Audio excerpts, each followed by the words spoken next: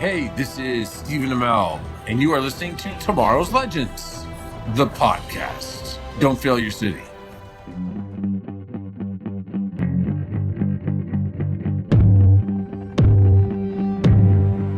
Humans have reached a point of stagnation, and the next step in evolution is upon us.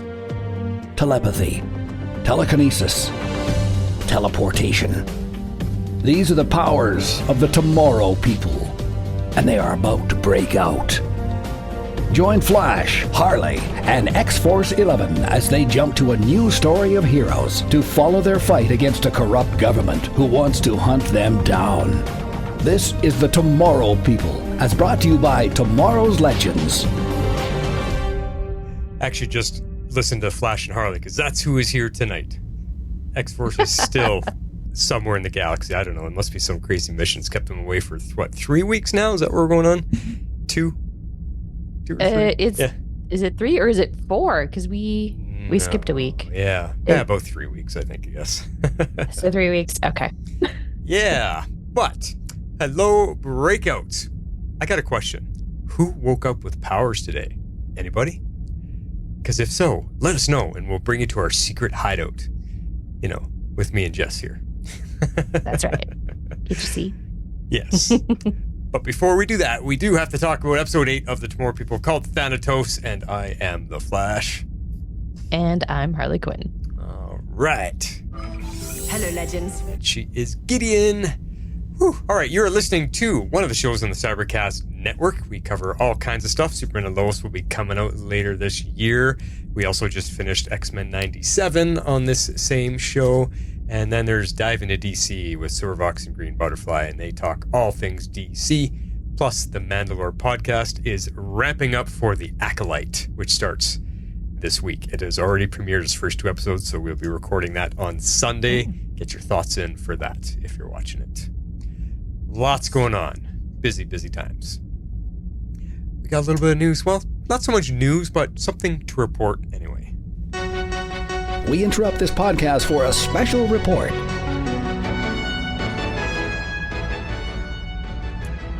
So I just wanted to add in, just out of curiosity, I checked IMDb on the ratings for the Tomorrow People, because the show is almost 11 years old now. So I was kind of curious, when it was on, what were the ratings for the show? Was it deemed successful and popular? And it actually has an average of 7.5 out of 10.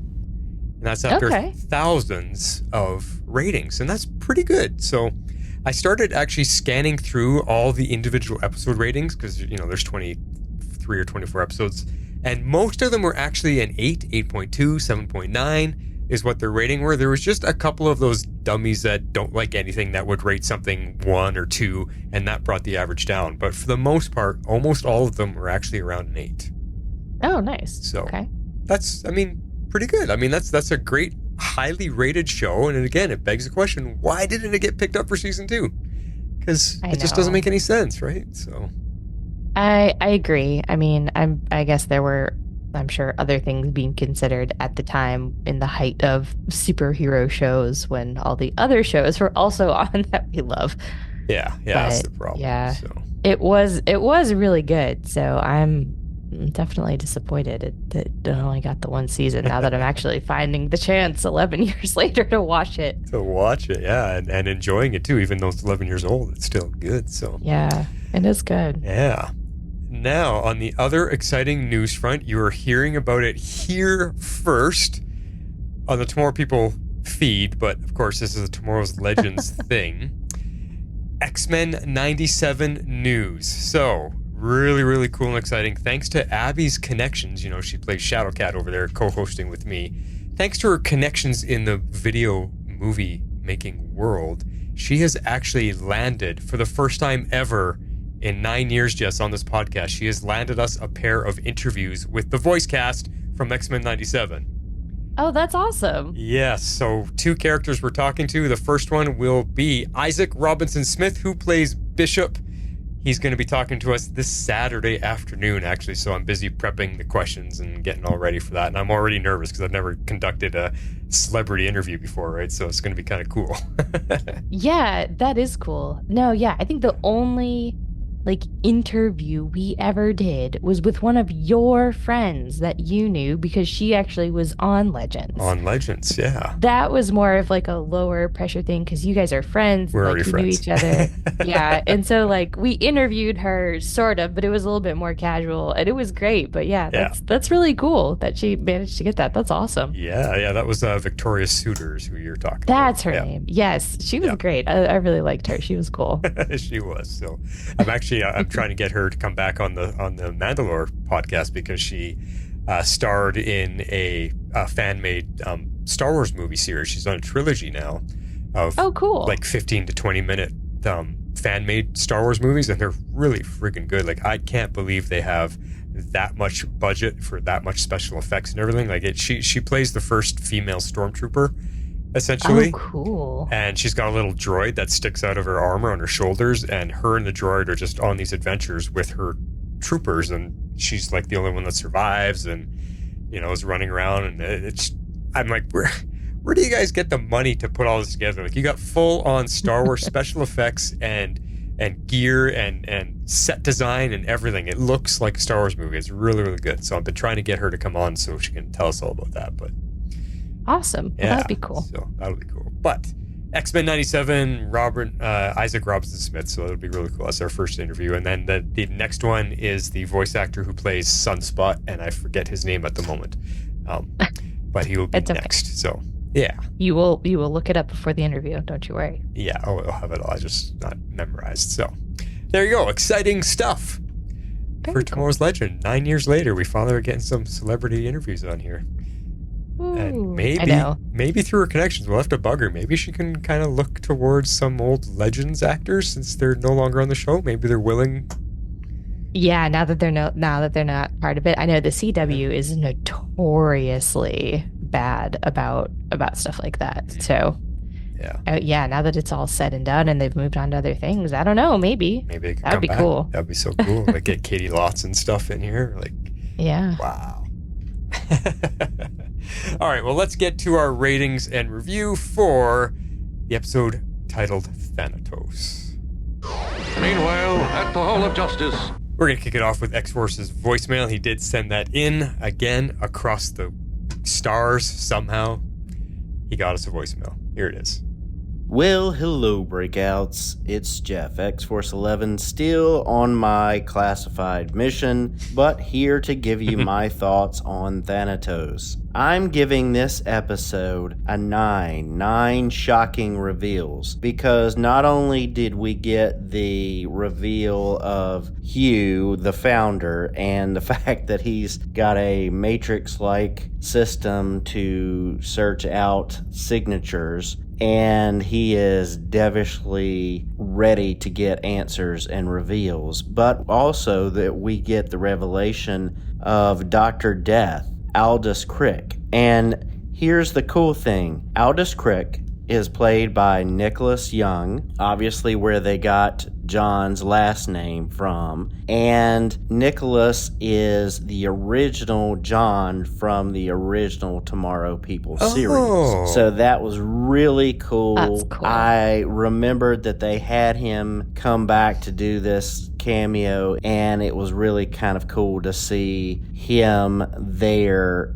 on screen in the Tomorrow People. But let's talk about it. This episode gives us information that John actually killed Stephen's father, and it was after his father teleported away from the blast. And yet we have this information about this limbo state of the ability to be in this space in between teleportation jumps, and that kind of stops time. And I'm really interested to see where this goes. I just thought this was a powerful episode on so many fronts, and I just am blown away over and over about the acting and the storyline in this series. I'm just absolutely loving it. All right, those are my thoughts. X-Force is out.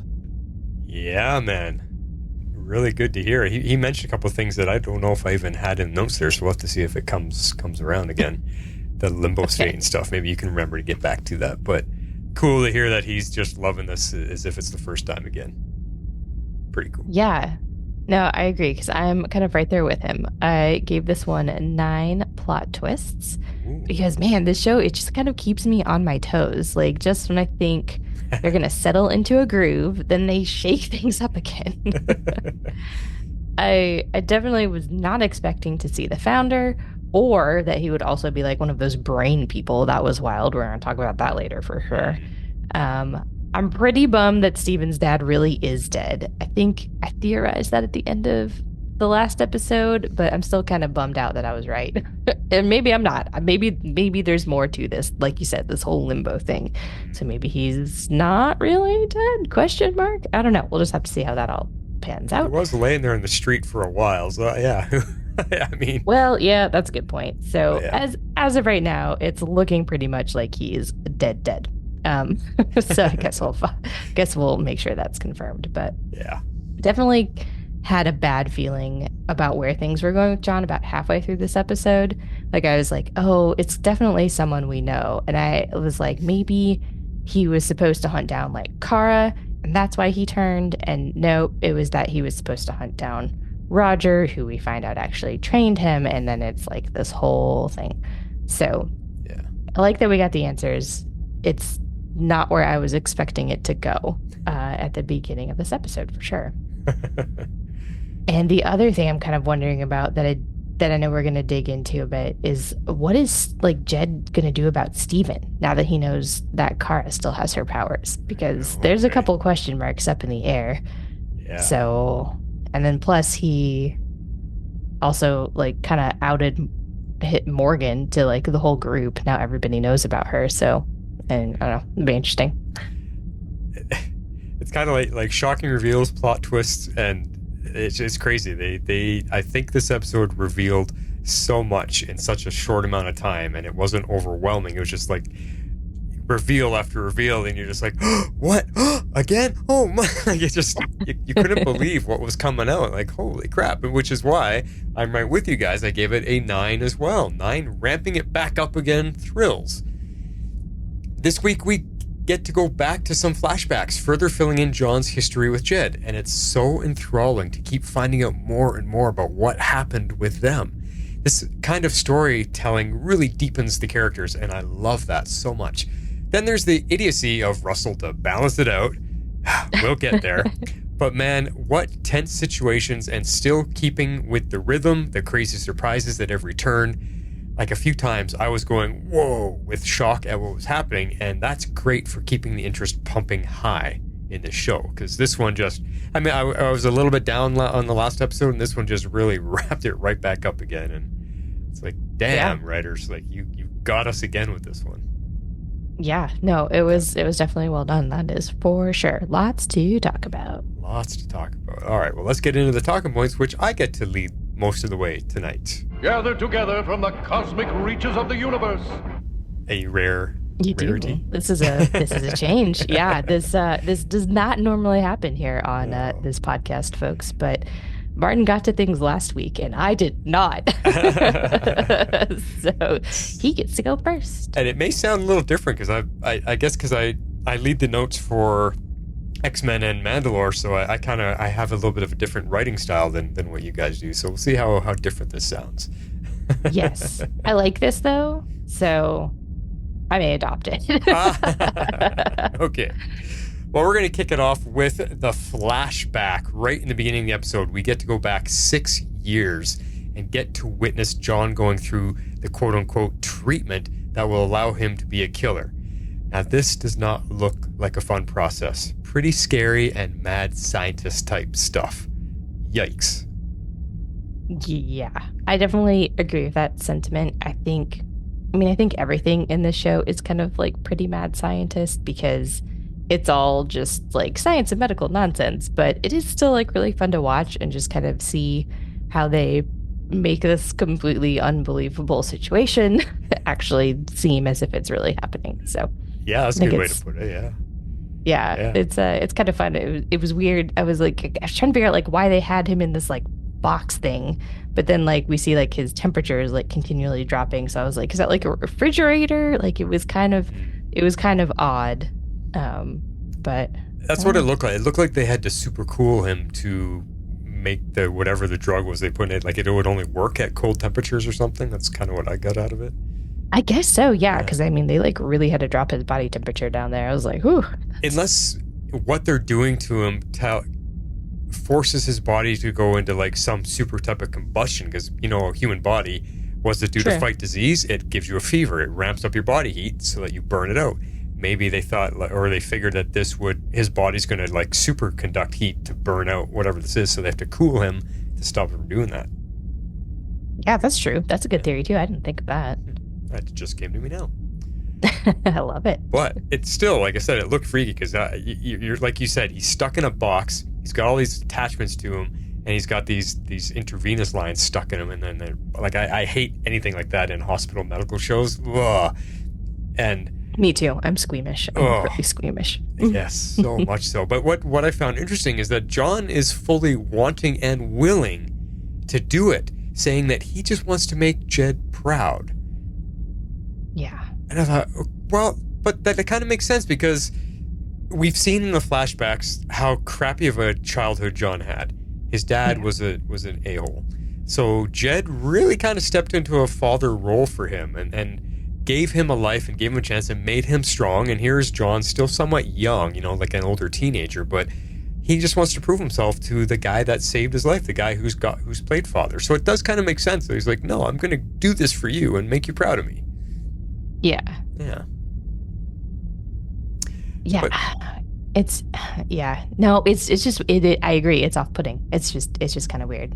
Well, it leads us to seeing that Jed does care about John, at least back then, because he does protest for a moment that this medical science is not proven yet. You don't have to do this, John. We haven't gotten someone to survive it yet. But John's like, don't worry, I'll beat this. And so it did show us that Jed did care, but only to a certain point, because he did go through with it anyway. It's like the desire for success of this experiment was stronger than his concern for John. Yeah, which isn't really surprising from everything that we've seen from Jed. There's almost nothing until potentially our next point that we're going to talk about, but not quite yet, that gets between him and his mission. Yeah. So I think what got me about these scenes, especially like the early on ones, is just that it's so weird to me to see John like so into Ultra, like so into the mission, so like indoctrinated almost, for kind of like lack of a better way to describe it. Yeah. It is a little bit culty. So there you go, Abby. There's your cult reference for the episode. Yeah. But yeah, it was just kind of wild, like to see like the John we know today, and then like to get these flashbacks and see like just like how like into it he was, and like almost like what like a company man like he kind of was, like just so he could prove himself and not let his father down, for lack of a better way to put that too. So yeah. So and this was only 6 years ago, so I wonder if the flashbacks are going to lead up to the point where he decides, screw Ultra and screw you, Jed, I'm leaving. I wonder if we get to see that as like a next step. Yeah, I wonder too, because we're just shy of that. I mean, we see the event that makes him question everything and walk away, but will we actually get to see that? Does he just disappear? Like, yeah, do we get to see him stealing Tim, like all that? Yeah, or like finding Cara, like all this other stuff. Finding Russell. Yeah, that'd be interesting. I wonder if that's where they'll go with the flashbacks. That could be an interesting tactic as well. And we still have 14 episodes to go, so there's a lot of time. There's a lot of time. That's why I'm wondering. I'm like, this is why it like continually surprises me when I think they're going to get into a rhythm, and then it's just like surprise after surprise after surprise that like really changes the way the story could go. And it launches it. It's like, what? Like, this is stuff that you would think would happen like as a penultimate finale episode, right? Like, holy. Right. Yeah. So it's very fast paced. And on the edge of your seat, tension and drama. Yeah, it's crazy. So the next point we were talking about, or we're about to get into, is Morgan. This is Jed's possible weakness. Hard to say, but what I found interesting in the flashbacks with Morgan, they kind of flash back to a little bit of history with them too, and it seems like she maybe have been a little bit kind of twisted and dark herself, because he met her at a fairgrounds, and she was like a fortune teller, mind reader type of thing at a carnival. And he even says, like, I'm usually very strong and very strict with people getting to know me, but for some reason I let you read my mind. And instantly, the way they described it, she instantly and immediately knew everything about him. And he was shocked that didn't scare her and sent her running and go, oh my God, who's this capital A-hole? She wanted to be with him. She's like, you intrigue me, and I've never met a person like you, and I just need to know you better. Like, wow, okay.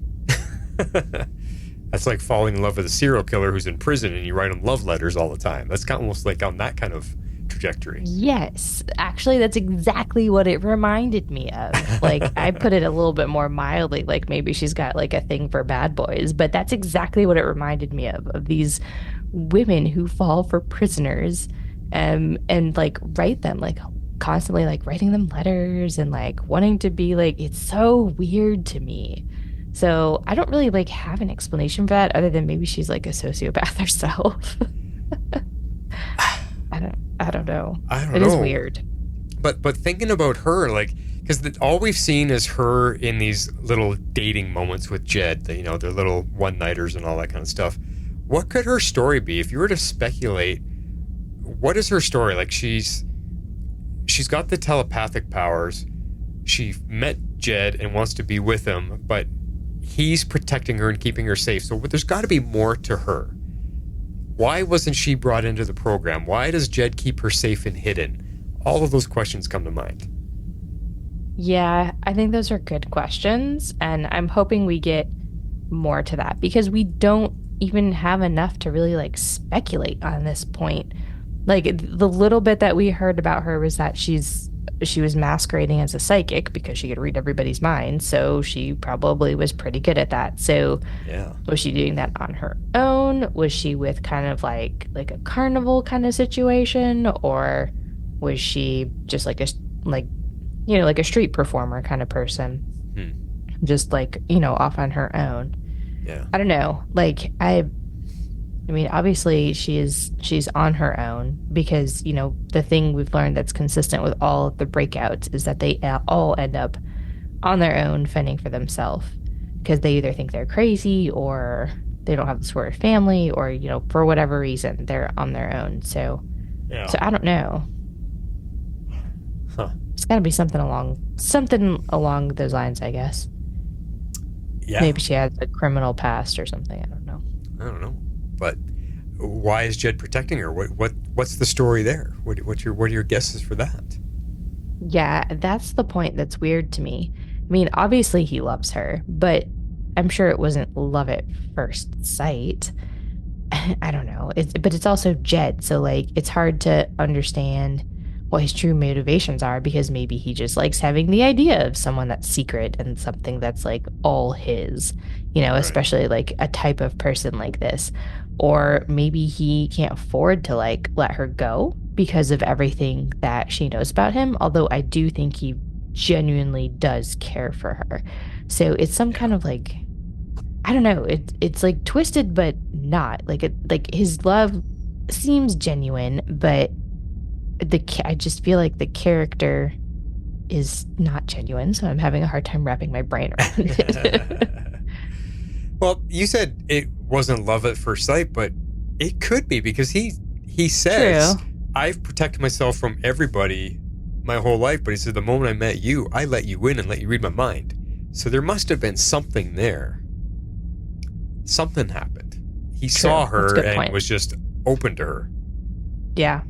Yeah. Unless that's part of her trickery. Maybe people are in line to pay for her, her tricks. She can get into your mind and make you want it. And maybe she got into his mind and said, yeah, you want this. You want me to read your mind. And that's how she makes her money. I don't know. I don't know. I mean, it's possible, but that wouldn't explain like her reaction when Steven catches her in the alley and she thinks she's going to be taken in. Because she clearly That's true. knows everything about Ultra. Like, I mean, she was borderline hysterical because she was like, how could he do this to me? Like, he betrayed me. And Steven kind of had to be like, look, he had nothing to do with this. He's missing. Yeah. We thought, whatever he ends up saying, but I don't know. Interesting. Hopefully we get more. I mean, that's all of it. Like I said, that's Jed's weakness, so something's going on. Yeah, I think something's gonna, especially since Steven brought it all out into the open. I think something more is gonna have to go on with that. Yeah.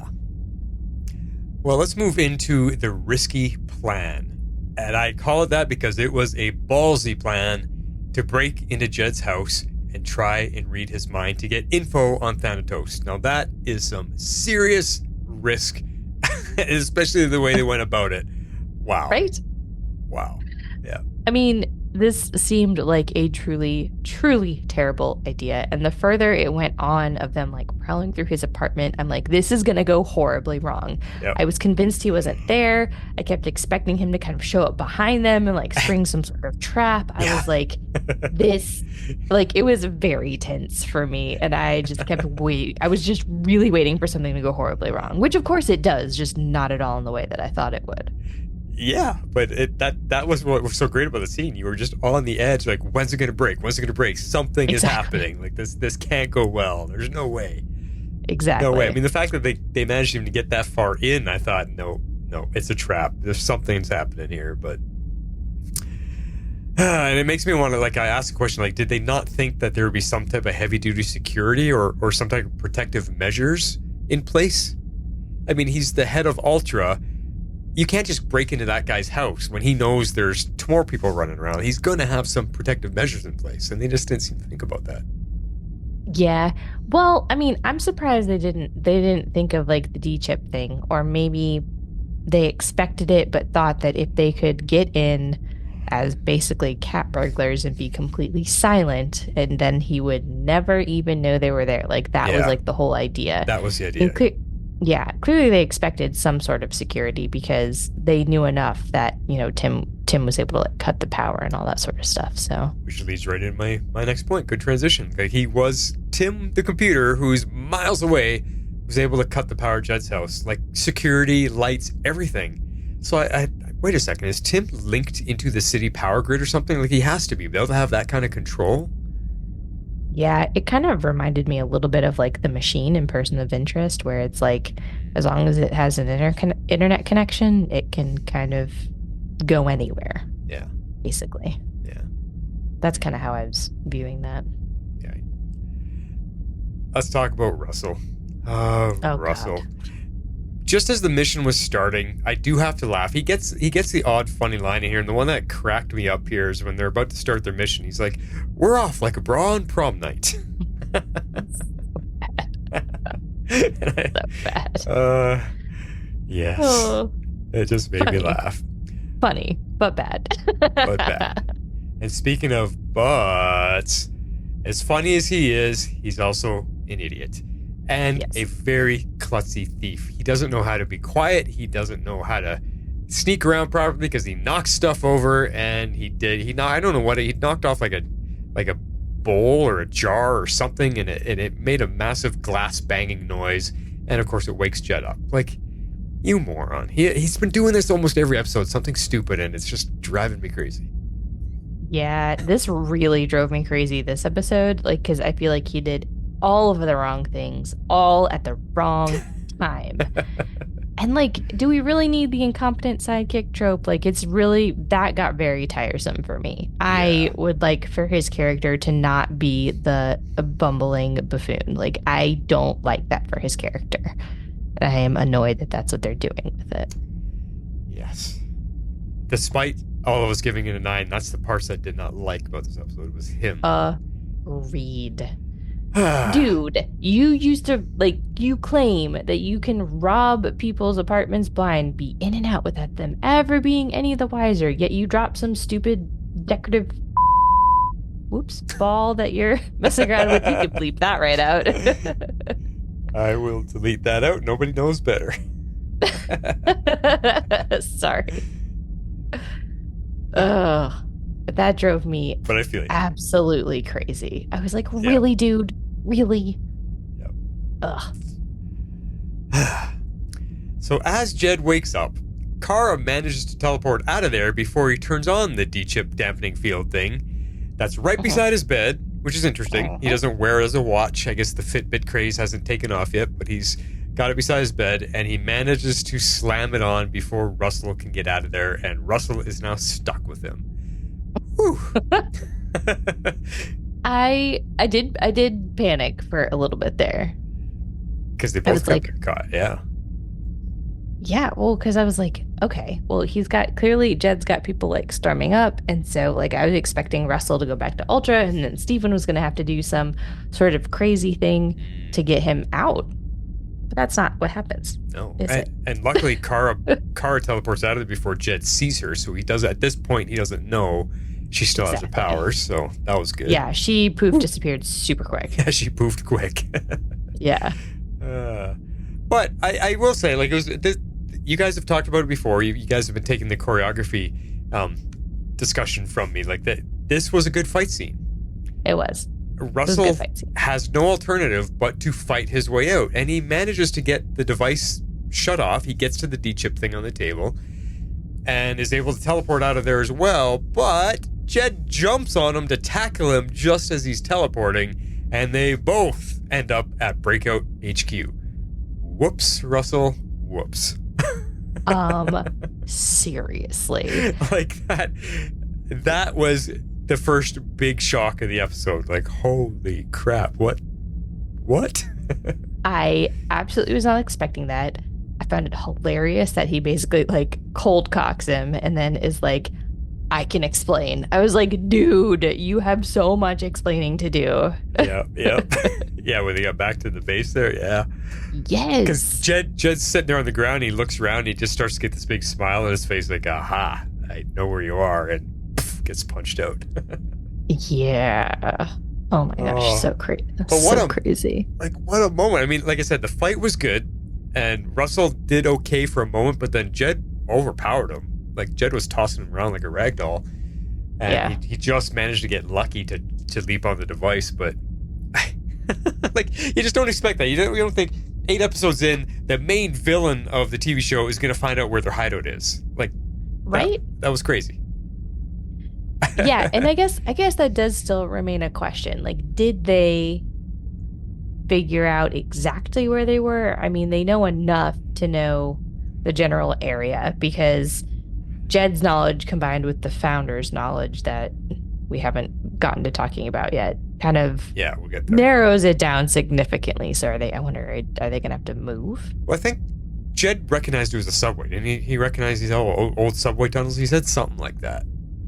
Something like that. And then the founder was like narrowing in on it. Like, you could, like, he was like on the train, like going down the tracks, like doing the whole thing. Yeah. And then that's when John leaves with Jed. So, okay. Well, let's talk about the surprise guest star, Simon Merrills, and we know him. He was Caesar on Legends of Tomorrow, the one that Mick fought on the beach in what was that wherever they were on the beach. Aruba, yeah, their holiday place that he always wanted to get to. That's the one where he has a good old fisticuffs on the beach, and Caesar, gathers his minions of drunked up teenagers on their spring break. So that was Simon Merrills, and it's so fun to see him back because he was in a couple episodes of Legends. But I also know him from somewhere else. He played the main villain, Crassius, on which was a Roman general in Spartacus. Oh, cool. And like for an entire season, he was the main villain, and he was nasty. He is so good at playing fantastic bad guys, and for him to end up here being the founder, that mysterious voice that we heard at the mansion that Steven was taken to, it was just so cool. It was really, really cool to have this caliber of a villain come in. Yeah, that's awesome. Also, I feel like we had this discussion a few episodes back when we heard the founder's voice. Did we talk about this? Or did we? None of us knew who it was. Everyone didn't know who it was. Somebody guessed it's Steven's dad. We're like, no, it's not. He's got no accent. Yeah, that's true. That's as much because as we said. I just feel like at some point someone brought up, oh, someone voiced someone on Legends of Tomorrow, or someone was on Legends of Tomorrow. Maybe it was a different character. Maybe. Or maybe, yeah. So anyway, I just thought that was interesting. I was wondering if he was like credited, but I do agree. He plays an absolutely fantastic bad guy. I really liked him in this role. I was like, ooh, you're definitely one of those people that I like love to hate. Like, Yes. This is awesome. Well, you got him and the actor playing Jed. Like, both of them have given us that villain. Like, wow. Oh, Mark Pellegrino is so good. I love him. Yeah, He's so good. The two of them together, like this is a 1-2 knockout punch for villains on this show. Like, holy crap. I know. Yeah, it's like when you get like Jed, like, and Mark Pellegrino just like playing that so well, and then you get someone that almost like comes in above that. Like, you're not. I was not expecting that. I was not expecting a villain above the villain. Yeah, exactly. So let me ask you then, right here. It's not even in our notes. Like, does that chop down Jed a little bit? He's not the big bad. You're like, oh, wait a second. There's somebody better than you. Ooh. Not exactly. I mean, maybe a little bit. We don't fully know the extent that the founder influences and calls the shots versus what Jed is doing. Like, I very much get the impression that Jed really does run the day-to-day. Yeah. The founder, like, keeps an eye on things, but isn't, like, calling all the shots. Like, that's what he relies on Jed for. Although there are several things in this episode, his feelings towards John, his feelings towards Morgan, and just how he's, like, protecting people that do slide him more into a gray area as opposed to full villain. Right. So I think it answers the question. Remember, I was asking a while when we first just heard his voice. I had asked, do you think Ultra knows he has powers? The guy running the organization has powers. I think this answers it, because everything that we see that happened to him, everybody knows he's got. Seems pretty clear. Yeah, and that would be why Jed is so scared of him. Yes. That's true. Yeah. That's a good point. Okay. So let's go back to Jed. He's being held captive in the training room of the Breakout lair. They try questioning him, and he just laughs at their attempts. But he's also at the same time figuring out, how can I manipulate these people into letting me go? I thought that was pretty cool. Like, he's so smart. And he's smart. Sidestepping their questions, but he's also plotting and planning and learning everything he can while he's there and awake. I always feel like he's 10 steps ahead of everybody, which is why I've always felt like he's playing Steven. But I don't know. But this episode does kind of call that into question a little bit. You think so? I don't know. Maybe. I don't know. We can continue talking and see if I change my mind by the end. Because we don't really talk about Steven until the end. So Yeah. Well, one of my questions here is, we see them all taking turns questioning him, and it seems, because Cara comes in, he's like, oh, what are you still doing down here? You should be upstairs up above ground with the humans. You don't have any powers anymore. So my question is, does he actually think Cara is powerless at this point in the episode? Because when she reveals herself later, he seems genuinely surprised. Yeah, no, I absolutely think so. Okay. I think that he wholeheartedly believes her powers are gone. Okay. So in that case, my next question is, can he tell that she's reading his mind in those moments? Like, if he thinks she's powerless, then he wouldn't be. Because my question is, like, does it feel like anything? When someone is reading your mind, when someone's in your head, can you feel it physically? Can you tell? Because she said a couple times now, I can go into someone's head and they'll never know I was there. So because she's questioning him, but she's also at the same time trying to get into his mind. So he obviously can't tell that she's doing it. Otherwise, he would know she's got powers, right? Like, you know what I'm trying to straighten out here? Yes, I do, and I agree with you. I don't think that he has any clue, and maybe like because he does have like certain defenses like against telepathy, like we kind of know that. Yeah. But if she's the only one in the room, like maybe he would let his guard down like a little bit because he thinks he knows that she has no powers. So, but because she's able to like do what she can just like by proximity because of how like strong her telepathy is, I don't think he was any the wiser that she was actually like, getting information from him. It wasn't as strong as if he were also telepathic and they could kind of like communicate that way, or if she touched him and he kind of like let his guard down, maybe like he does with Morgan. So, but yeah, no, I definitely don't think that passively he, like any human, or would realize that their mind was being read. Okay, that's what I'm curious about. Because, well, I guess part of it because when we saw Steven be interrogated by one of Ultra's agents, like it seemed like a struggle for him. You know, he's like, and he's fighting it off. So that made me feel like, okay, you can tell someone's trying to get in your head. You can feel it. So therefore, you're blocking it. I don't know. Maybe it's only because he's also telepathic. Yeah. Okay. That's the difference, probably. That's what I think. Okay.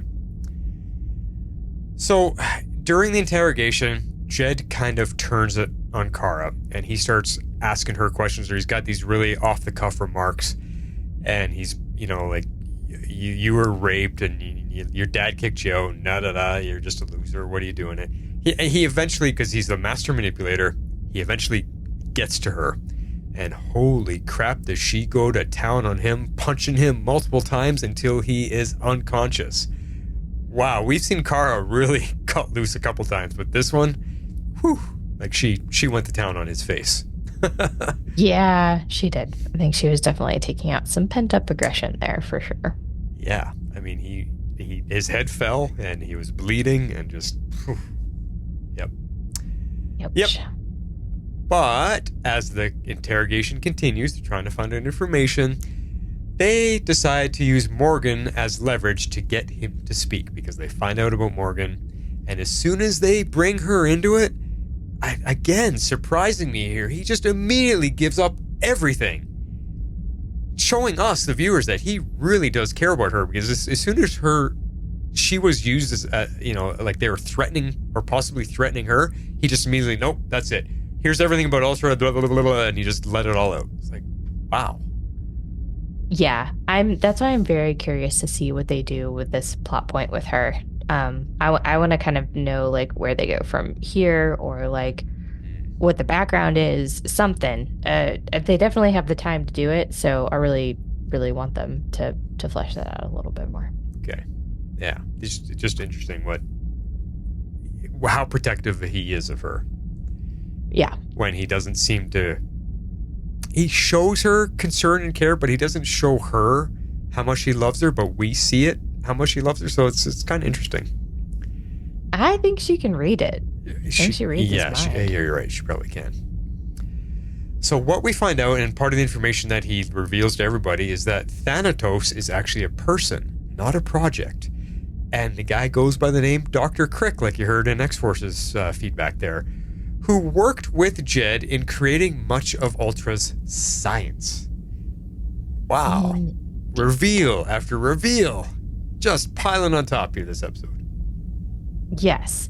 Now this was a little crazy, and this is where I get a little bit confused. So like, I don't think we have this in a separate section in the notes, so that's why I kind of put this here. The scene where like John, I think it's John, Irene, and Steven kind of go and talk with this Dr. Crick, right?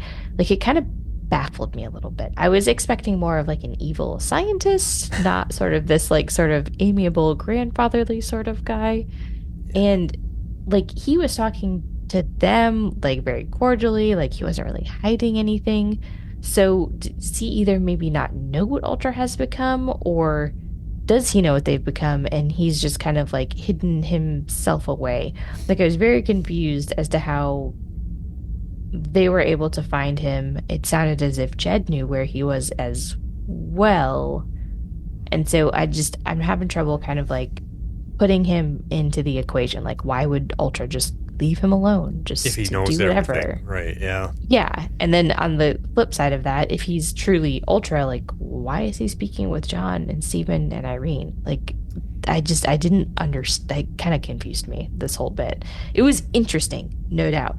I just didn't fully get it in the context of the story.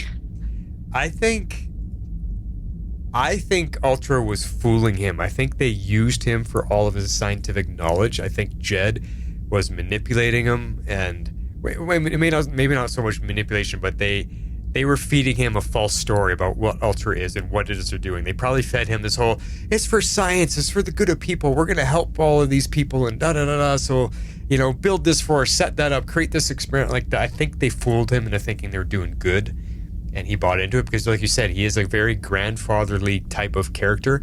I think they fooled him into that they're doing good things, and he might not even know, or he does, and they bought him out. I don't know. Something happened, and you're right. It's interesting why he's left alone, and it makes me think that maybe he still doesn't really know what Ultra is doing. I don't. But then again, he was in kind of a secluded cabin out in the middle of nowhere, it seemed like. So.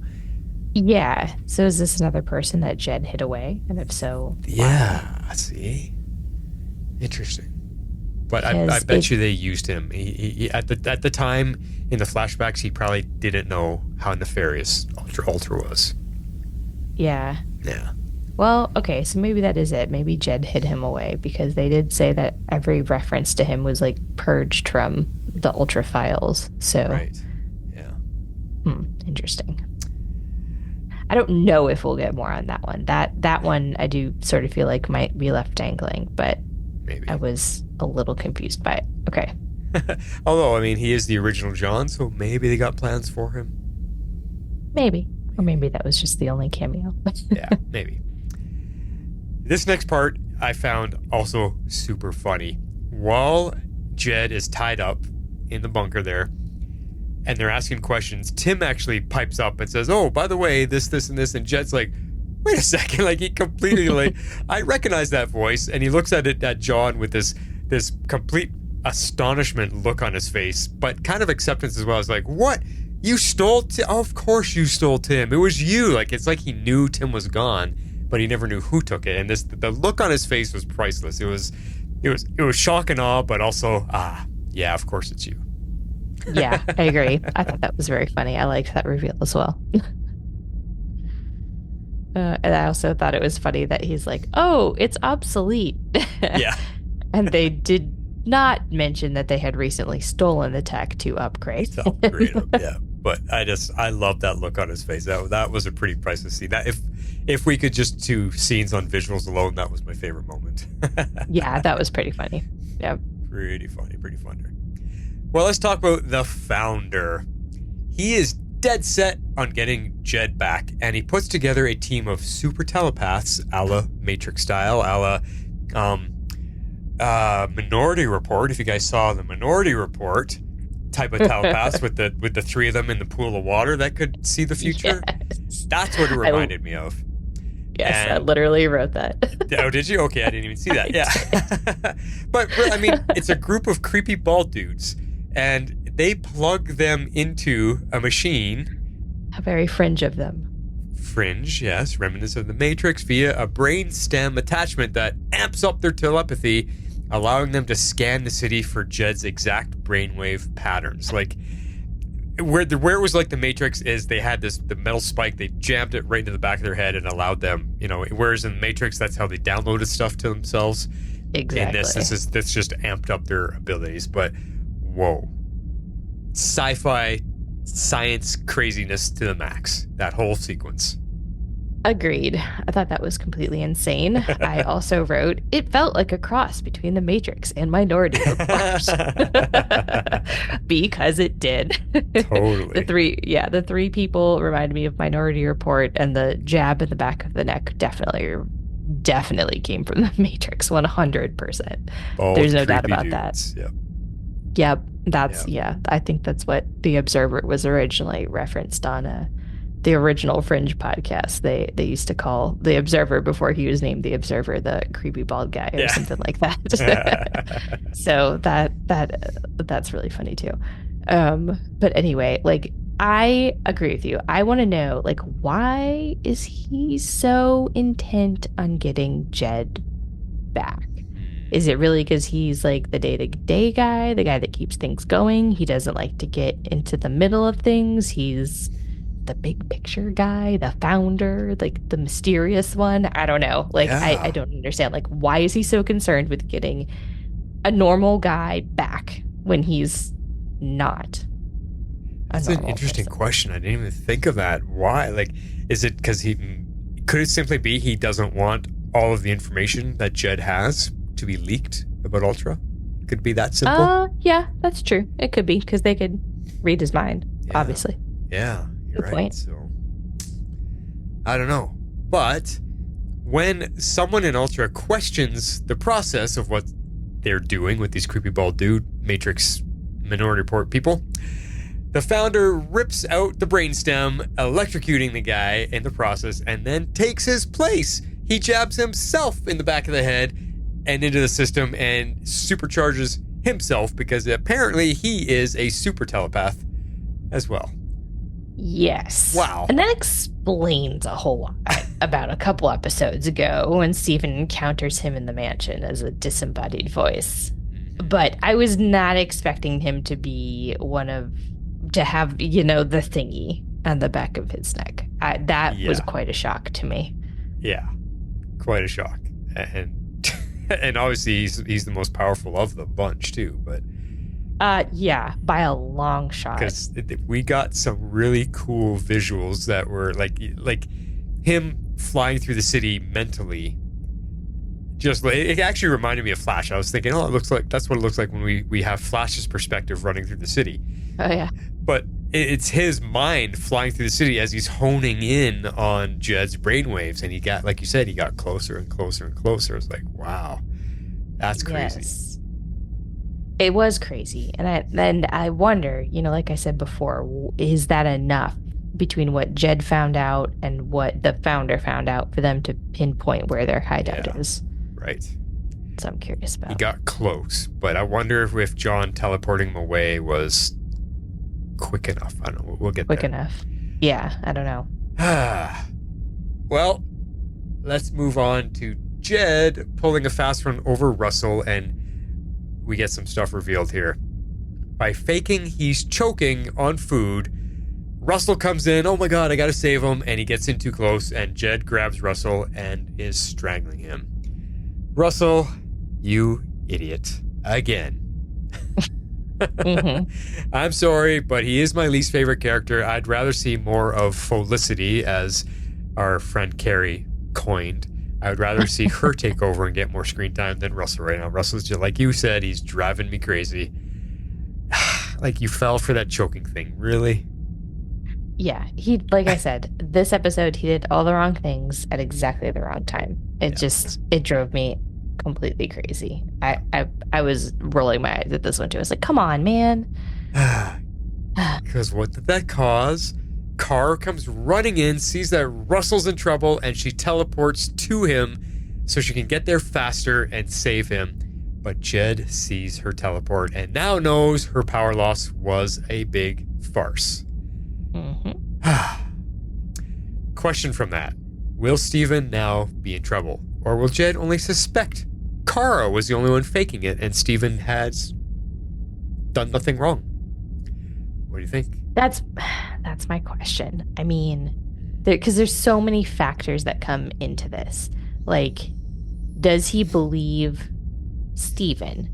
Like, because Steven's going to have to find a way to play this off. He's going to have to insist that he did it. He's going to have to feign surprise. Like, it's going to have to be this whole thing.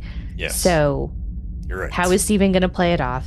And does Jed actually believe him? Or has he been playing him this whole time? Like, we always, have had this feeling that he's 10 steps ahead. Like, he has to know that Steven's working with the Tomorrow people. He's disappears immediately after ops and never shows back up. Like, I don't know, it's got to be at least like an hour, maybe more later.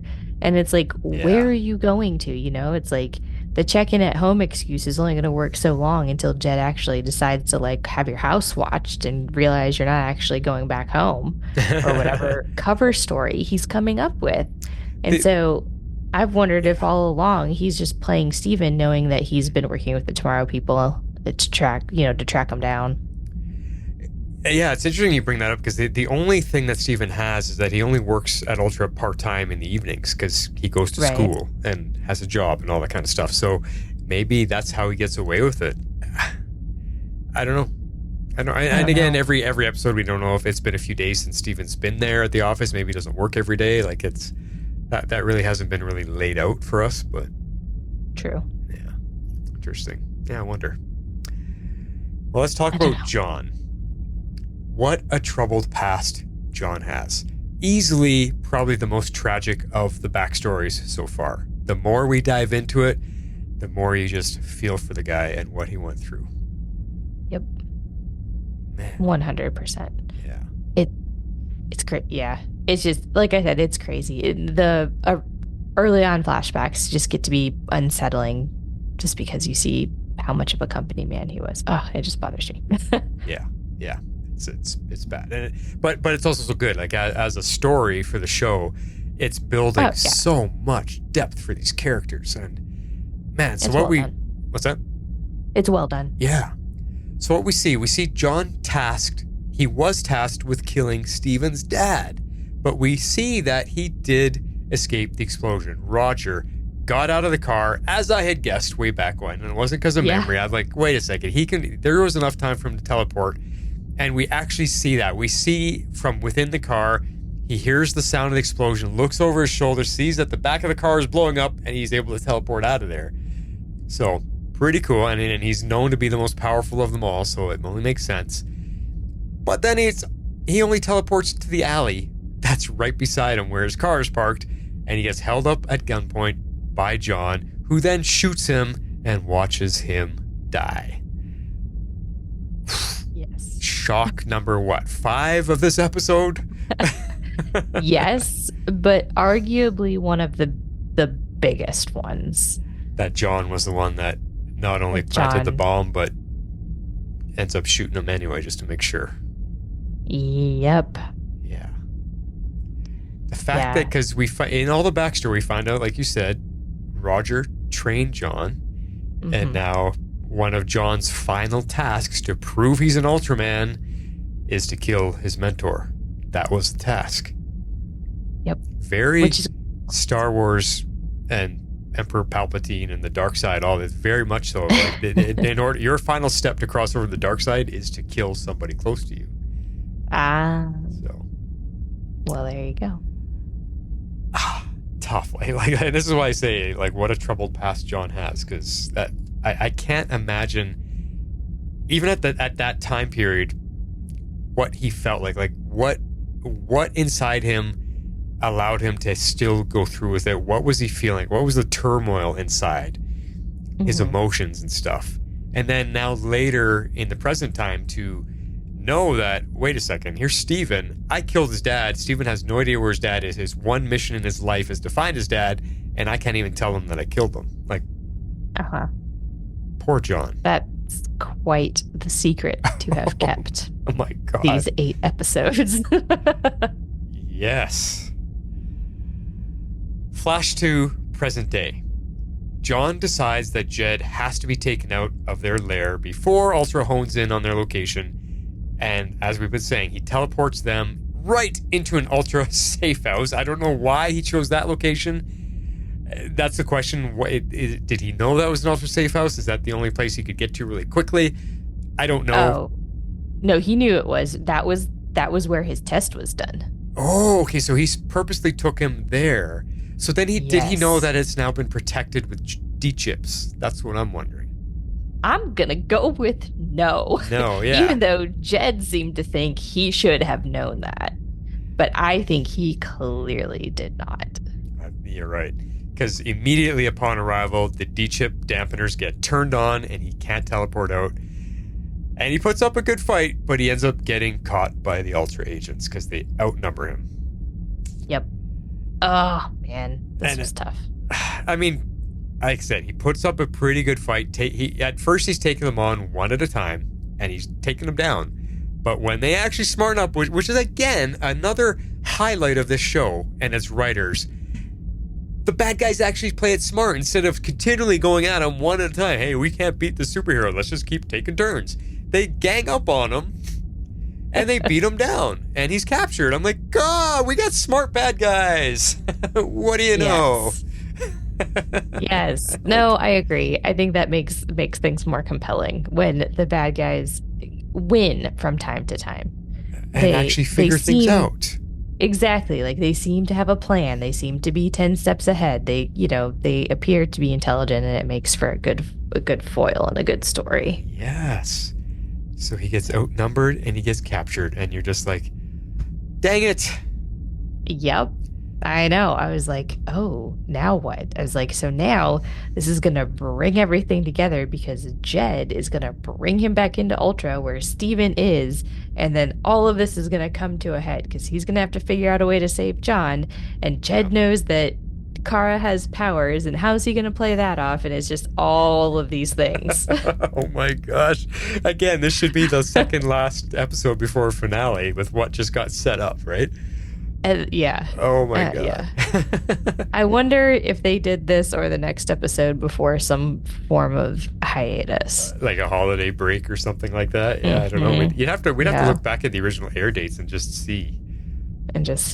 Yeah. Possibly where it went. Maybe we can look that up real quick in our discussion here. But so you just mentioned it. He gets dragged back to Ultra and he's beat up. He's actually literally being dragged. His feet are dragging behind him as they're dragging him in. And as he's led back through the halls of Ultra, he passes Steven. And this is the way I read this scene. Due to his shaky consciousness, because he just got beat to a pulp, I don't think he had his mental defenses up, and Steven catches a glimpse of what his past was with his dad and witnesses the alley shooting. And I want to ask you, is that what just happened? Does he now know what really happened to his dad because John couldn't protect those parts of his memories and Steven saw that? What do you think happened in that moment? Okay, so you and I differ on this because I'm asking the question that this is my first theory that came to me. I like your idea too. Like this is just my idea, so that's why I want to discuss it. I think that John intentionally tells Steven. I think that he's like, all of this is weighing on him. All of the stuff with Jed. Maybe he's also been telepathically reading Jed. We don't really know. Telepathy is not as strong in him, but I mean, he's pretty strong in all the areas regardless. Yeah. And so, and plus we got Cara confronting him being like, I can see like he cared about you, like almost like you were his son, and like that's probably messing with his emotions. But I think after all of that, after being captured, after maybe not knowing what his future might hold, even with Steven there, because now Jed knows about Cara, which means Jed could know about Steven, like in his mind. Yeah. So I think he fessed up. I don't think his mental defenses were down. I think he intentionally shared it with Steven. In case this is maybe the last time he's ever going to see him or be able to tell him. Oh, okay. Yes. That's not a bad angle. I like that too. I also like the angle that he's so beat up that he looks at Steven like, oh my God, like, and Steven was able to break through at that moment. I guess we'll find out, but it could be both. I don't feel like Steven would have had any reason at that point in time to be trying to read his mind. That's a like good point. Maybe he would be trying to talk to him telepathically, which I don't think he did, probably because there's other people around. But there's no reason why he'd be trying to read his mind either. I don't think. Yeah. I mean, maybe I'm wrong, but it's possible. Cyber's making an appearance on the podcast tonight. Yeah, there we go. Question though, this is a bit of a weird question.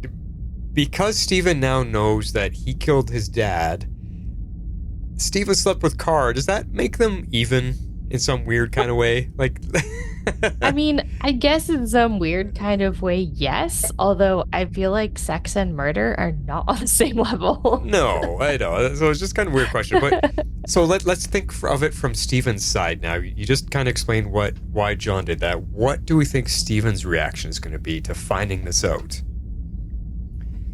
Like, is he going to be angry and go nuts for a while, or be pissed off at John, or I don't know. He's going to go to Cara. Why didn't you tell me? Well, I mean, obviously, like, she doesn't know. She probably doesn't know. Yeah. So will he go No, to I tell don't her think then, hey, I got this from John. Like, what the hell? I don't know. Oh, this is a penultimate episode before a break, by the way. Is it? Is that what you just looked up? What was Yeah. the date of it? December 4th, 2013. Episode 9 is December 11th, 2013, and then they come back in January of 14. Oh, so it is the Christmas break. It's the Christmas break. Oh, interesting. So you were kind of right on there. With, This was the lead up to the finale for the Christmas break. Gotcha. Yeah. Interesting. We should look ahead to see if it happens one more time, because we're not halfway through yet. We're not close to the halfway mark. So I know. Shoot, I just closed that episode. I'm trying not to look at too many of the. Oh, the synopsises. I don't. Well, there's no synopsis. I'm trying not to look at the titles. Or the pictures. January, February. You don't want anything to be given away. No, they run straight through. So this is the mid-season break. Wow. And then they run straight through to the end. Crazy. Which is crazy. Crazy. Holy.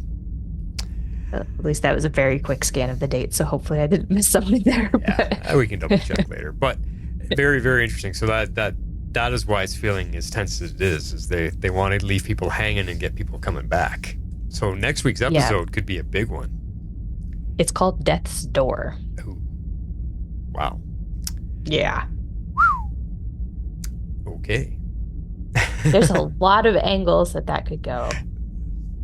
A lot of angles that could go. John is on death's door right now. Steven's dad might. And Limbo, and the fact that Steven thinks he saw his dad when he was dying, arguably himself. Yeah. And then Dr. Death, aka Mr. Thanatos, whatever. So what was that point in X-Force's feedback about Limbo? He said they now know that there's a place in a realm of some type of alternate reality between life and teleporting. Like there's a place they can go where they get... Where did that get revealed in this episode? I kind of missed that. It was during that conversation with Dr. Crick. So he's saying that if you stop time while you're teleporting, you can go into some sort of limbo almost. But that every time that they tried to do it, they couldn't. But Steven can stop time. Nobody else can. Except his dad. And his dad can. So could his dad be in that limbo space? Exactly. Now you're catching up to what I was saying about his death scene. Is it possible but he would have he to is caught in limbo, and as Steven was dying, he somehow transported himself to limbo, as he says, and his dad told him to track down Thanatos. Yeah.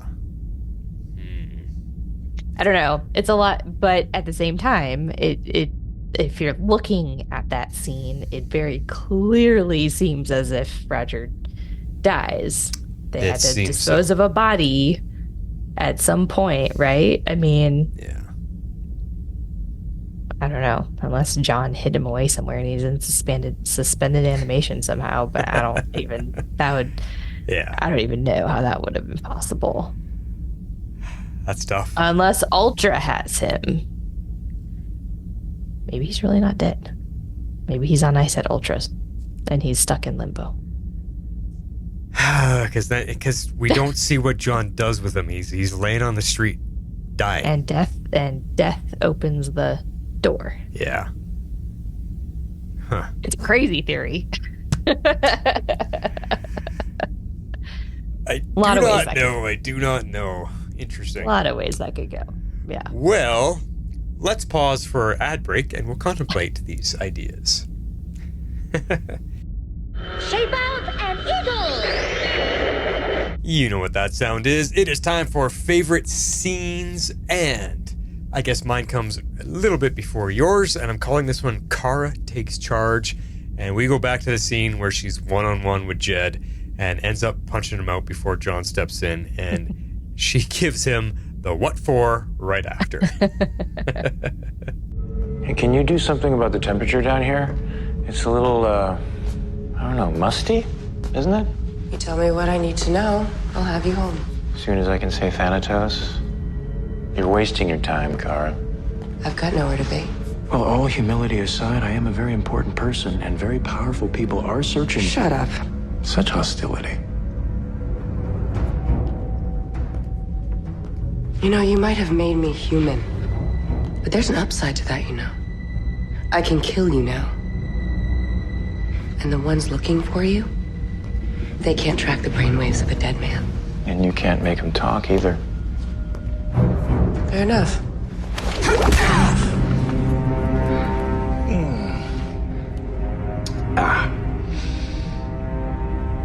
Hostility towards men. Probably a result of your own near rape. That's right, it's in your file. Always know your enemy. That's good. Probably a few daddy issues thrown into your dysfunctional cocktail. Yeah. The man who sent you packing from your own home. Looks like you want to hit me again. You probably should. It'll be therapy.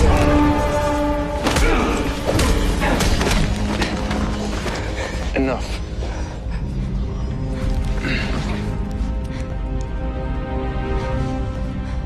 What the hell was that? Nothing. He's hiding something, John. And not just Thanatos. Every time I'm inside his head, it's you I see. At Ultra. What are you implying? That man in there still cares about you, and he's covering something up because of it. Whatever it is, it will come out. Just like it did that you can kill. Cara, there's... No. I forgave you for lying to me once. That's all. You don't mess with Cara. Nope. Either as her enemy or as her boyfriend. You don't mess with her. Nope. Oh my God. And I just love, like, her whole attitude. Jed's trying to talk to her. Shut up. It's so funny. And then you probably want to hit me again. Just, oh my God. And I even, she plays angry really well, but even after she punches him, he even has a, oh God, like he's even mumbling through like a swollen, bloody lip, even though he wasn't really hit, like, stunt doubles and whatever. And yet he can still, like you said, Mark Pellegrino, like he's so good. He talked so like good. He just got punched in the mouth. And I just love it. And I love, like I said, she gives John the what for. She says, you lied to me once. That's it. That's it. Absolutely. Which is interesting because she's like, he is hiding something. Every time I go into his mind, all I see is you. He is hiding something about you, and it's going to come out eventually. And John's like, yeah, but. And she goes, nope. And it's exactly pointing to the fact that he killed Steven's dad. So Cara doesn't know. Nobody knows except Steven possibly now at the end. It's going to come out. So, it's definitely going to come out. Yeah. How is Cara going to react? Actually, how Steven's going to react? How is Cara going to react to finding out that John killed their mentor, their leader of their... And has been lying to them all about it for the last 6 years. I feel like John's going to be all alone. I feel like... Does he survive the next episode? I mean... Yeah, well, Death's Door, right? Oh, man. But it's even just listening to this clip, you could feel the intensity of it. It was like, if on a scale of 1 to 10, it was like an 11. The intensity was through the roof in that moment. Yeah. That was good. It was really good. Yeah. I enjoyed that. All right. What's your scene? All right, so I called this one Roger's Final Words. And so it's one of the last flashback scenes that we see where, like, John, he shoots Roger and they kind of have, like, their final conversation. So, and this is where we can debate if he sent it to Steven or if Steven read his mind. Okay.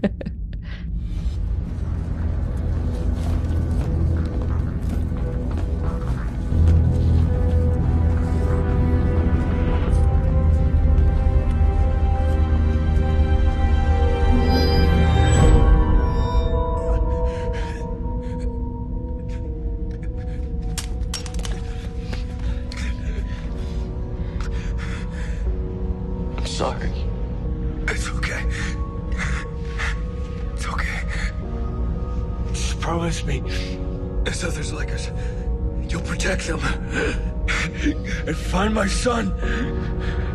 I will.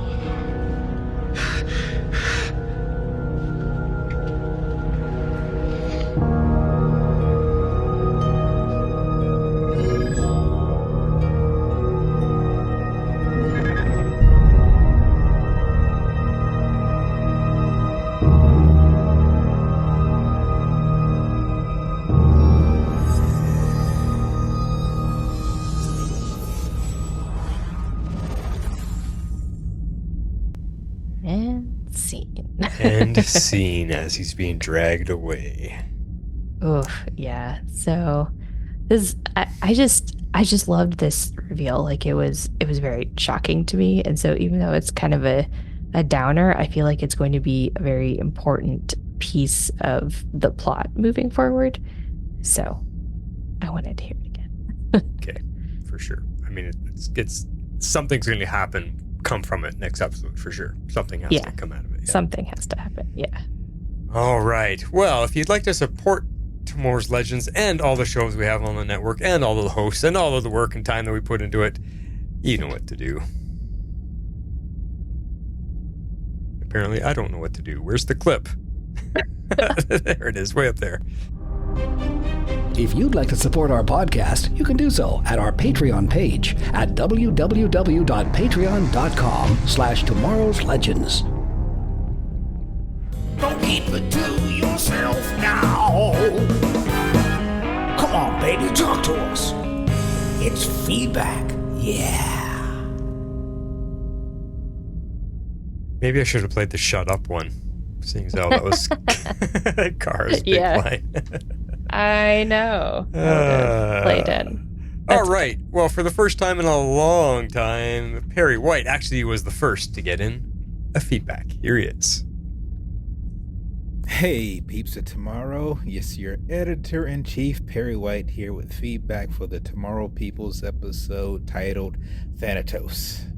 And the freaking episode should have been titled Kazos, which is Greek for stupid, because Russell, Cara, and John made some of the most boneheaded decisions I've ever seen in all of television. And I used to watch Jerry Springer, for Christ's sake. So that should tell you something.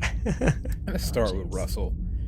Good Lord, man. You're there at Jedediah's bedroom. He's asleep. All you have to do is stay quiet.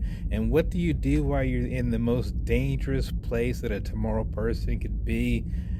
You try to freaking steal or look at or pick up some freaking wooden looking ball from the evil genius's lair. Get the freak out of here with that nonsense. And Cara, you see Jed attacking Russell, and rather than running the, 20 feet to get to them, at which time you probably could have picked up any sort of blunt object to use as a weapon, which would have probably helped you even more. But what do you do instead? You freaking teleport right in front of the man. It makes no freaking sense. And finally, John. I mean, you know that Ultra has been tracking Jed. You know that your safe haven has probably been compromised. So what do? You teleport the man to an apparent safe house rather than, teleporting him to freaking almost any other place in the world. Like, maybe the freaking middle of an actual lion's den and let them eat him up or whatever. And on top of that, you don't even kill him. Somebody make that make sense. And I swear, if someone argues that John didn't kill Jed because he's like a father to him, I call freaking BS. Because how could you then explain why he killed Steven's dad, who is essentially the messiah of the Tomorrow People? Truth be told, the revelation that John killed Jack Jameson, no relation to the great J. Jonah Jameson, by the way. That was the best thing about this episode. The fallout from that will be intense, to say the very least, and it should provide some great narrative opportunities. Anyway, even though I was quite flabbergasted by Russell and Cara and John in this episode. I must admit that John's revelation and seeing his battered body get carried into Ultra saved the episode for me. Alright, this has been Perry White meeting his deadline as per usual. Next week, we'll see how our heroes make it out of this pickle. I'm out. Oh man, here we are ranting and raving about how good this was, other than Russell. And yeah, you just couldn't get out of that vein, huh? Yeah. Maybe our discussion will turn it around for him. Maybe he'll look at it and go, oh, you know what? Maybe there was some good stuff. There is definitely some good stuff if you can ignore the boneheadedness of people. See, Russell was the only one that I think was boneheaded. Like, Cara, I think, was just reactionary, save my friend. And John, like we discussed, I don't think he knew it was probably protected, the safe house, the way it was. But at the same time, I wasn't going to so much say it's because Jed is his dad. There's something going on there. And I wonder if there's like a safety measure in place that even though John can kill now, he can't kill Jed. Ooh, that's an interesting theory. Yeah. Although Jed seemed pretty darn terrified and shocked to still be alive. Yeah, maybe that's true. I don't know. There's something there between the two of them that because I think you have to go into the sociology of a troubled kid coming from an abusive home finally has a father figure show him love and support and compassion. And when that person, 12, 15 years later says, hey, go kill this guy, that's your dad, your new dad saying, go kill this guy. Because Steven's dad, yes, he was the leader of the Tomorrow people, but I don't think that supersedes what Jed was to him for many more years in comparison. Yeah, I agree. So that's where I can kind of try to defend it for you. I don't know. Too bad, man. We love the episode. It was. I thought it was quite good. Maybe our discussion will change your mind. Yeah. Or changed your mind at this point in the podcast. Maybe. All right, next up is Comic Geek Kev. I'm so far behind. Apologies. I had some medical issues in the family. Everyone is good. Just occupied my time for a while. No worries, Kev. Yeah. Calling them breakouts makes sense. And now I get to use the abbreviation BOs. I'll leave it to you folks to figure out if it's bows or BOs. Oh, bows, yeah. Or bows or BOs. Anyways, I'm partial to the latter. Bad odors. That's hilarious. Thanatos. Just a few quick notes. The best part of this one was Russell bringing Jed to the lair and the revelation that John killed, quote unquote, ooh, he might be in my camp, Jack/Roger, heretofore referred to as Jodger. That's a tough one to say. Jodger? I don't know that I could say that. How about Rack instead? Oh man, they're equally bad. Let's just call him Jack or Roger. I don't care which one. I'll probably forget who you're talking about half the time anyway, because I think I've referred to him by both names throughout this entire episode. Anyways, the plan to read Jed's mind seemed less than thought through. 100%. I give it 7.5 out of 10 oopsie transports. Oopsie transports. Oh, that's good. Good. Good stuff, Kev. Good stuff.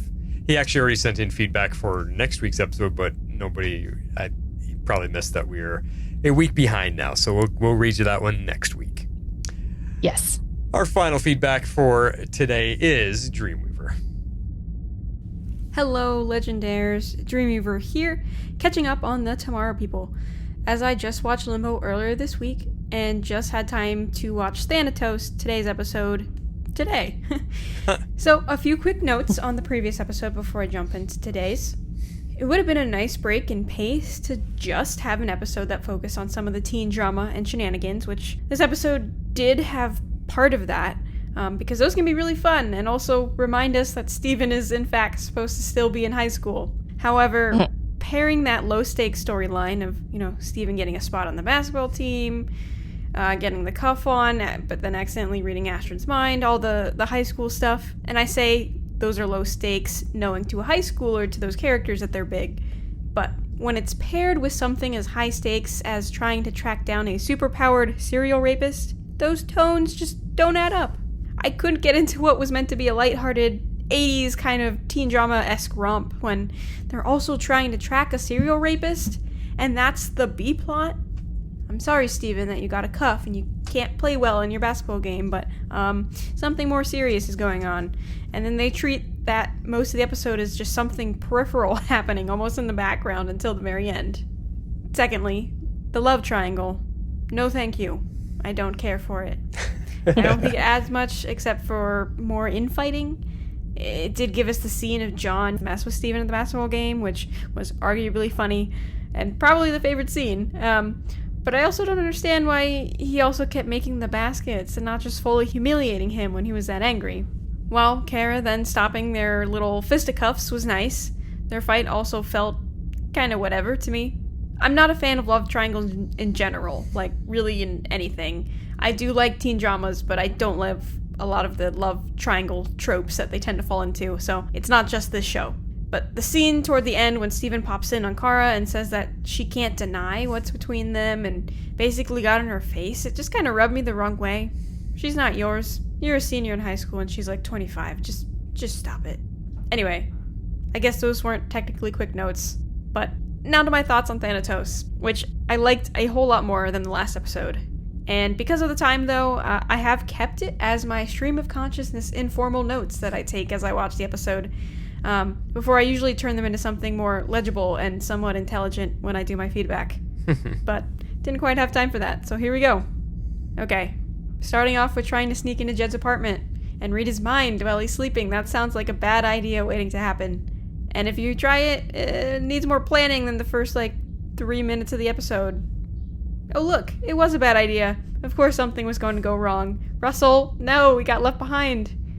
Whoa, Russell, no! Teleporting Jed into HQ? Was not expecting that at all.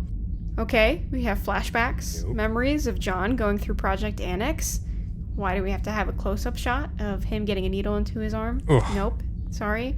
And, okay, another flashback. Why does John look like a Secret Service agent with even the thing down into his ear?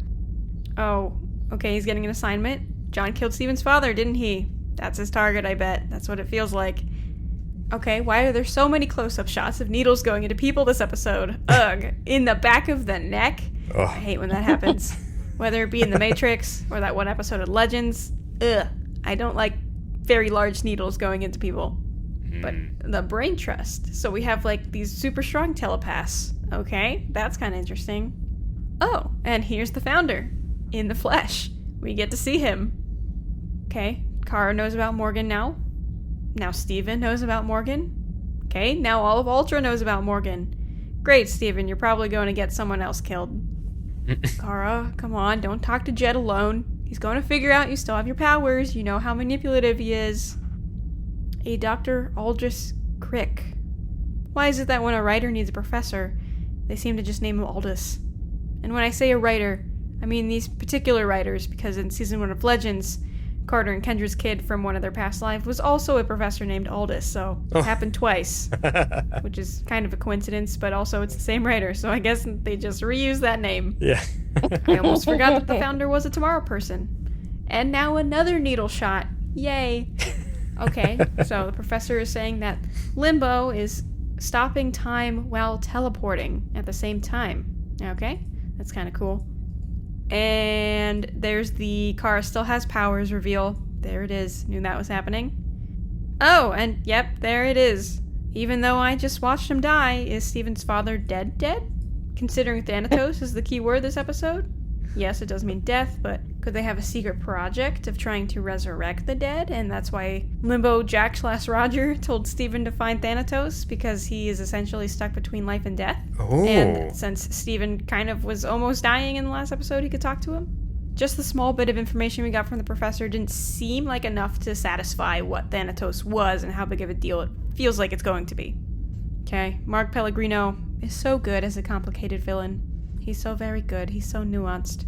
And Steven, to me, continues to be the least interesting character on this show. Sorry, it's just my honest thoughts. His familial connections are the only thing going for him right now as the main protagonist.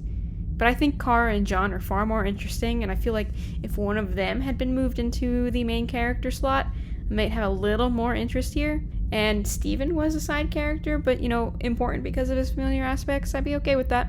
But right now, Steven not doing so much for me as the main protag. All right, that's my thoughts for now. Until next time, your friend, Dreamweaver. Imagine if Cara or John were the main character. Interesting. I mean, they kind of are, aren't they? It's a trio. I think it's shared, because John definitely had way more screen time in this episode. Oh, yeah. I feel like the episodes sort of rotate who's in the limelight's not the right word, but like at the forefront. There we go. That's what I'm going to say. I think we're just thinking it's Robbie and Mel because we know him better from, being on the Flash and all that. But I think it's a triple headliner, the three of them. Yeah, I mean, I think it is. I think Robbie was billed as the main person, but I think at this point you can argue that it's at the least him and John, but probably him, John, and Cara are kind of taking over as far as like who's leading the show. I think it's kind of between the three of them for sure. Because think about Superman and Lois. They're both the headliners, so yeah. Yeah. And it is the Tomorrow People, not the Tomorrow Person. Exactly. Oh, goodness. That's a long feedback. Okay. Skipping through all well, thank you, everybody, for your feedback on this episode. It was great. We got one more next week, apparently called Death's Door, so we'll find out what that is all about. Get in your feedback for that if you haven't already.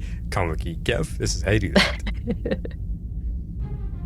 If you would like to be a part of the show, you can send in your feedback to Tomorrow's Legends Podcast at gmail.com. You can also reach us on Twitter at Tomorrow's Legends. We'd love you to join our Facebook page at facebook.com/groups/Tomorrow's Legends and become part of the community.